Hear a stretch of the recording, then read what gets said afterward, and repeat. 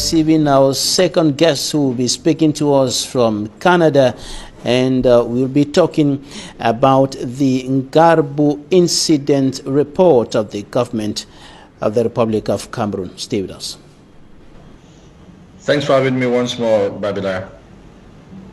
Abdulkarim Ali, what is your opinion about the findings published by government on the February 2020 Ngarbuh massacre in the Donga-Mantum division, northwest region of Cameroon?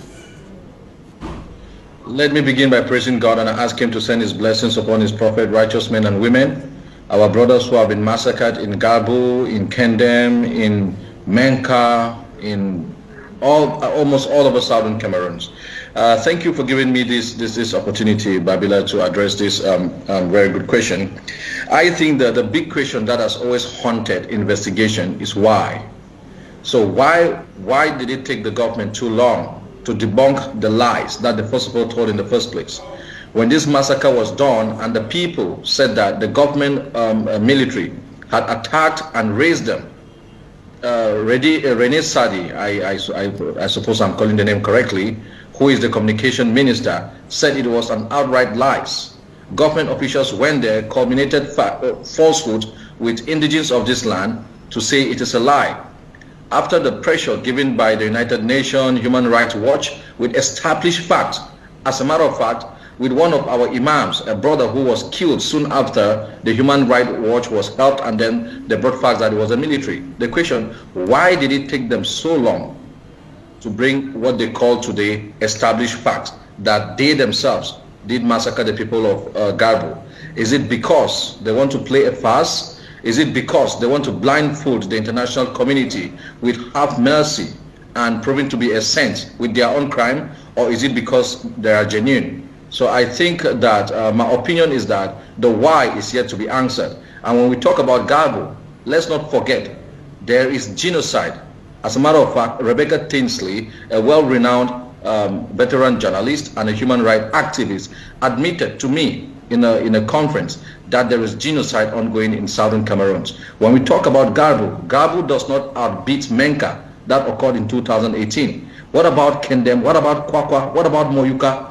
What about the 1st of October 2017, where hundreds were killed from gunships?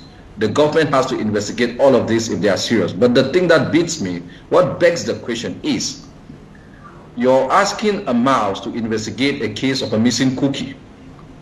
A mouse is in a house and biscuit is missing, and you're telling the mouse, investigate and tell us what happened. So this is what we get. Abdulkarim Ali, what's your take on the information contained in the report published by government after the inquiry carried out by the commission set up on the instructions of the President of the Republic? The report recognizes the responsibility of the military in that particular incident in Ngarbuh. Oh, yeah. Talking about that document, which I've studied partially, not very intensely, I think that, yeah, at least it provides for understanding that the government of La République du Cameroon is an honest criminal, at least in this particular case. Because to condemn anything without investigation is the height of ignorance. They condemned it and now they have investigated. But let's look at the report. The report somewhat says that they gathered facts from villagers and so on. But don't forget what that report by and large says, that government has authorized vigilante to be created, paramilitary, untrained people, farmers, butchers, to form what they call a vigilante. So further question into this investigation would be who and at what time is someone supposed to provide such vigilantes in the villages? And then what piques my attention so much is what I should read. The last thing in this report, the President of the Republic reaffirms his attachment to the search for ways and means of peaceful resolving the crisis in the northwest and southwest regions in line with the recommendations of a major national dialogue. This is horribly fallacious that this government claims they have been looking for peaceful means, Mr. Babila, to resolve this crisis.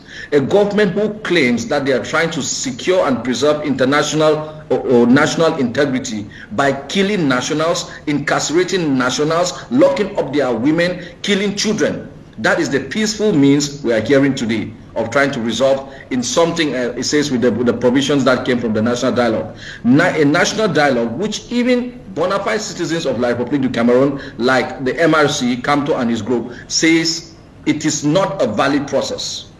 What are we talking about? So yeah, to an extent, it's a good step that they admit that they are committing massacre. But this did not start today. The Ibubu program in 1961 and all the things that we've been seeing, including the launching of SDF that meant killings, brutalization, and of course the escalation of this revolution that started in 2016. This is what has been going on. So I think this report should not blindfold the international community. I think the international community is not stupid enough to think that this report means that there's any good faith from this government, because there's not a single good faith. The government or the investigators singled out some elements of the National Armed Forces who were involved in the Ngarbuh massacre on the 14th of February 2020, and in that report it is said that they will be punished according to the law. Is this not a backing to the previous stance of government, in which the government authorities indicated that the Army of Cameroon is very professional, but there could be some elements within the corps who go out of the track? Oh yeah, from the surface level analysis, like some of you would see, it looks a little bit good, but from a professional perspective and from an honest perspective, is a hype. It's just a hype. Who do you want to blame? In military, there is command, there is hierarchy. The person who gives the order in the first place to invade a place has to be questioned. So do we start with the president, who is the commander-in-chief, or the minister of self-defense, or do we go to the governors who control the military, or to the commanders? Everybody has to calm down. So it's not about some malicious rogue agents. No, that's not what it is. It's about targeting a specific people. These people have been given the order. If you see their attitude till this day on the streets of southern Cameroon, they have been given the order, in their own words, to crack down. I am not inventing these words. This is the language. How can a government crack down its nationals? Just for thinking about it. So now, where do they want to start? But Abdulkarim, the crackdown announced by the President of the Republic is not on everybody, but on some citizens who have decided to carry guns and fight the military, and fight for a particular cause, that is the restoration of the statehood of the former Southern Cameroons. Oh, now that you mentioned this, let's remind ourselves this. I'm sure you know, but let's remind ourselves. No, these people did not carry guns to fight the military. Mr. Babila, this is something very contemporary, very, very much recent. These people have been under pressure of segregation and subjugation, brutalization for 58 years. 3 years ago, their lawyers and teachers wanted just reforms. These lawyers and teachers were beaten, humiliated, locked up. The people came to talk with the government. The government talked with them and banned the consortium, calling it a terrorist group. On the 22nd of September 2017, they decided to do a peaceful protest, which was their cry that had been crying for 58 years, and for the release of their consortium leaders. These people were beaten, killed, and thousands of them incarcerated. It took 6 months before they started saying we have to defend ourselves. Let's present it this way. Why are other countries not having people who want to defend themselves against their own government? So, I mean, when we put it that way, it is true people have taken arms, it is no news. People have claimed that they control these arms, it is no news. But for us to say that they have picked up arms to fight the military, they should have been fighting in Yaoundé. They are not there. They are still on their homeland, simply defending themselves. And if this military have killed children, mothers, raised parents in their homes, what does that make of you? Are they trying just to crack down specific people, or they are actually dealing with a set of people? Actually, the definition of genocide, killing people for not doing anything but for being who they are. That is exactly it. That is exactly it. So, yeah, the government can do all of these things, but I trust the international community. They are not stupid. They are not foolish. They have a lot of information about this crisis, and the truth shall prevail. The national dialogue is not going to resolve an international problem. This problem is not just national. It involves the United Kingdom, Britain. It involves the United Nations. It involves France. It involves Southern Cameroon, it involves the Republic du Cameroon. It cannot be resolved from a national perspective, from a one-man called monologue shot. It will not work. It has to involve all stakeholders, whether we like it or not. Whether we crack everybody down or we do not crack everybody down, this issue will be resolved on the table. Some civil society leaders, including persons like Dr. Etta Ewan, a coordinator of the Cameroon Patriotic Diaspora, think that the whole truth has not yet been revealed as far as the Ngarbuh incident is concerned. For example, the figures, the official figures today stands at 13. That is 13 people killed in that incident. But we remember that the church, the Roman Catholic Church, the non-governmental organizations like the Network of Human Rights Defenders in Central Africa, Human Rights Watch, and many others, and even Equinox Television went investigating, and the figures were more than 20 or about 30 persons killed in that incident.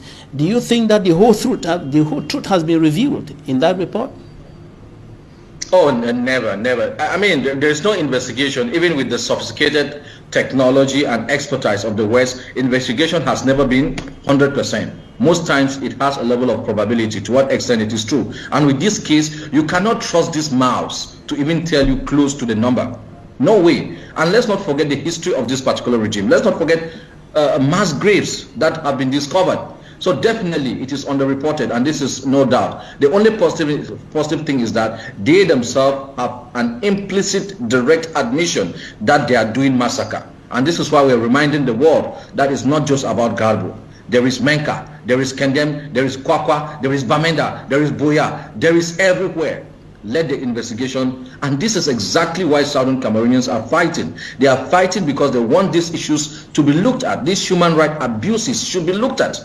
The cause has to be looked at, and the cause is simple, that a people who are supposed to be free, self-determined, in their own terms and correction of international views and cosmology, have been subjugated and relegated to a bottom line under a country that doesn't know democracy. And we're talking about Southern Cameroon, the first democracy in Africa, a country that entered a so-called union with another country who has a singular government since independence, a country that has had 3 different elected governments. That's what we're talking about. You can see the anger, and the international community must understand this.